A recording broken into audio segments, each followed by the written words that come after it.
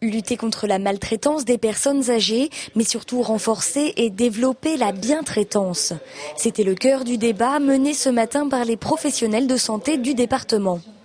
L'objectif de la matinée était entre autres de repérer les formes d'agression subies par les personnes âgées et notamment la maltraitance psychologique, souvent difficile à détecter.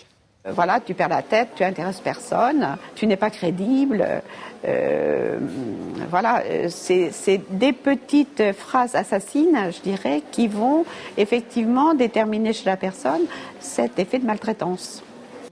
Si la lutte contre les différentes formes de maltraitance est depuis longtemps ancrée dans les actions des personnels de santé, le débat va aujourd'hui plus loin en insistant sur la bientraitance. La bientraitance, c'est au-delà de la lutte contre la maltraitance, c'est aussi améliorer l'ensemble des pratiques qui permettent finalement de mieux prendre en compte l'usager, la personne âgée, ses attentes, ses choix, sa personnalité, son histoire.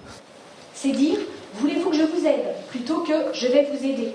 Avec près de 15 000 personnes âgées ou handicapées accueillies en établissement sur la Vendée, le département connaît parfaitement la vulnérabilité de cette population et la présence aujourd'hui de nombreux membres du personnel de santé témoigne encore de cette volonté d'agir pour promouvoir la bientraitance.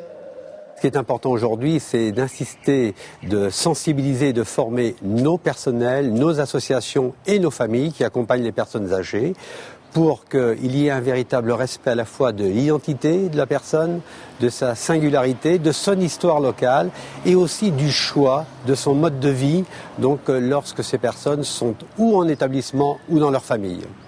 Et rappelons que pour aller dans cette direction, sur les 200 millions d'euros alloués aux actions sociales du département, 120 000 euros sont consacrés aux personnes âgées et handicapées.